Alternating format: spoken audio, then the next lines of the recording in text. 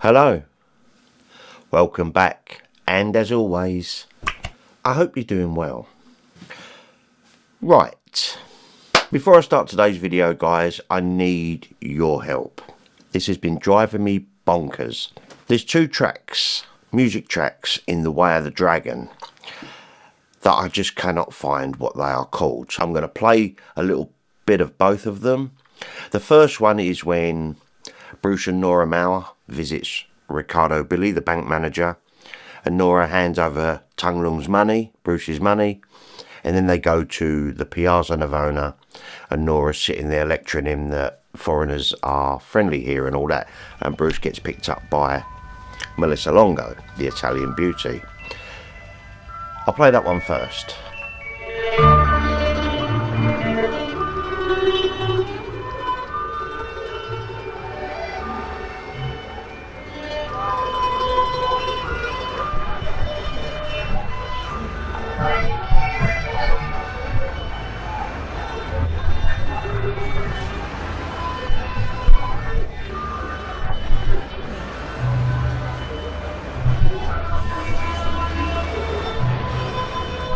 The second piece of music that I'm trying to figure out is when they visit the big water fountain, and Bruce was saying, I'd build on it and make money. This track.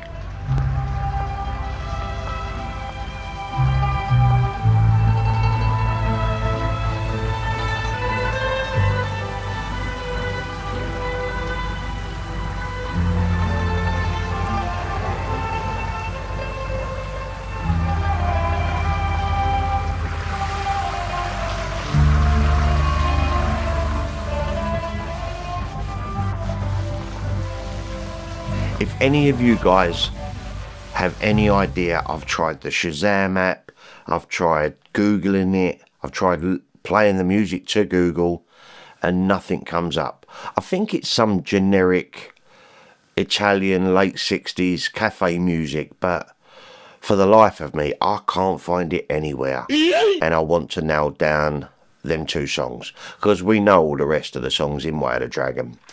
I have taken out Nora's voice, but it's still not a perfect recording, and I'd like to know who the artists are. Thank you for your help in advance. Right, I've not done one of these for a while, but this is my Saturday morning comments video. Saturday.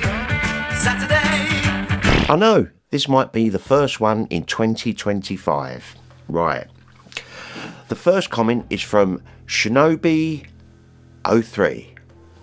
And he said this: Hello Stripey, I hope you're doing well. Hey, that's my line. I wanted to join this stream, but due to time zone differences, I couldn't make it.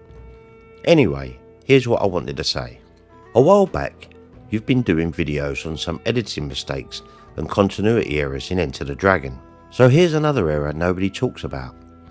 In the famous scene where Lee was fighting Han's guards in the underground base, we see he was wearing his blue spy suit that was then torn off by one of the henchmen, and for the rest of the scene, until he was trapped, we see Lee still wearing the same suit with the sleeves tied around his waist.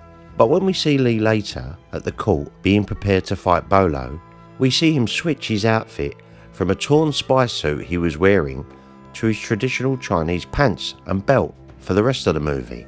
So what do you think happened here? Good question. Did Han allow Lee to change his clothes before he was tied and led to the court? Maybe. Did Han himself offer the spare clothes to Lee while he was still in prison? Could be. Or was this a simple mistake that no one noticed during production? It could be any of the above. But what do you lot think? Thank you for reading. Until your next ramble. I can't say for certain, but I had noticed that before. Thank you very much for your comment, mate, and your continued support. Appreciate it. Right, the next comment is on the Way of the Dragon replica nunchucks that I was gifted to by Mark Owens. And this is from Cole Kirshner 6654. And Cole wrote this: Interesting story for my dear Bruce Lee friends. Back in about 1980 or so, there was a convention run by a man called Simmons, and Dan Inosanto came over, and a few of us were asked would we like to meet him at the airport. Of course. So being a teenager, I got the train and went to Heathrow Airport. He arrived and the most amazing thing happened. There's a couple of people with him and a few of us, and as he was walking towards the cab, he dropped the Game of Death nunchuckers and the real red ones he used as well. Nobody saw it happen, but being young and honest, I picked them up and ran over and gave them back to Danny. He smiled and thanked me and got into the cab, and we wished him the best. Just having held those real ones was amazing. I just thought I'd pass this on to you guys. Thank you, Stripey, you are totally the best. It's bad to say the best, but thank you for that amazing story.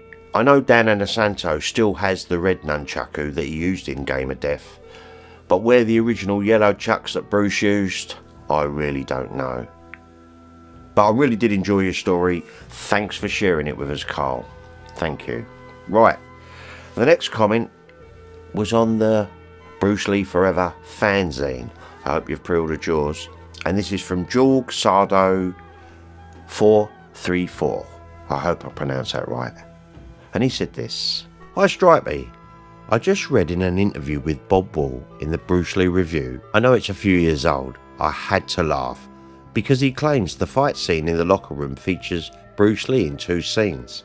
They filmed it just before the pagoda scene, and he, Bob, was supposed to be the guardian of the 5th floor. Blah blah blah, oh my god. What a tragic loss of reality. You must have read it yourself. Yep, he said it on an interview too with Mike Leader. I think it was on the Shout Factory, Game of Death. Bob. Why did he claim such things? Who knows? Bob never let the truth get in the way of a good story. The only thing worse is Steven Seagal's laughingstock, because he insisted for years that he trained with Bruce Lee and was good friends with him. What a shame. Love your channel, keep it up. Thank you, I will, and thank you very much for your comment. I appreciate it. Right, the next comment was on a video I did quite a while ago. It was Bob Wall talking crap to Joe Lewis about Bruce. And this is from Jeff Goes Random 4217. And Jeff wrote this: Joe Lewis talks in other videos about Bruce Lee. He complimented his speed and strength, at times in awe. I too have seen Joe say how good Bruce Lee was. Jim Kelly said Bruce Lee was simply on another level. That's what I love about Jim Kelly. He never threw any shade on Bruce. I do like how Bob Wall looks, like his hair and eyebrow colouring looks like melting mascara. Weird. Cheers, Jeff. I did enjoy your comment. Right, last comment, guys, because I've got to keep this short. I'm going out TV hunting today. I'm not even going to tell you about it, but it was bad. Right, the next comment is from Comping Nick, and he commented on the Art of Fury Part 2 that I did quite a while ago. And Nick said this: I'm trying to produce some Bruce artwork. What's the font used on the thumbnail and all the original film posters? The font used in the original Rank movie posters and the ones that I used in that particular thumbnail is called Geometric 231 Heavy BT. Nick has an amazing gaming room with a fantastic Bruce Lee, very similar to this one actually, all over the room. It looks amazing. And I look forward to seeing your controllers, mate, when you get them done. Do drop me an email when you're finished. Thank you very much for your comment, mate, and I hope the font helped out. Right, before I go, next Wednesday, tune in, round about 7:30, fingers crossed, nothing getting in the way. I've got some huge UK Bruce Lee announcement to make. I've been itching to tell you for weeks, but I think I can finally do a video on this. So keep an eye out for that, guys. It's exciting. Just trust me on this. Right, obviously, before I go, as always, please give this video a one of them, give it a thumbs up, just helps boost the algorithm. Comment, let me know what you think about Bob Wall making up stories, or what happened with Bruce Lee's trousers that he changed in Enter the Dragon. Let me know in the comments down below. Consider subscribing to the channel if you haven't already. I do want Stripey Rambles to grow a little bit more this year, and hit that notification bell so you never miss another video. And of course, before I go, a special thanks to my amazing Patreons. Guys, you're brilliant. Thank you so much. Right, with that, I'm going to love you and leave you. Have yourselves an amazing weekend, guys. Much love. Tune in next Wednesday. You're not going to want to miss it. And I'll be back with another ramble real soon. Cheers, guys.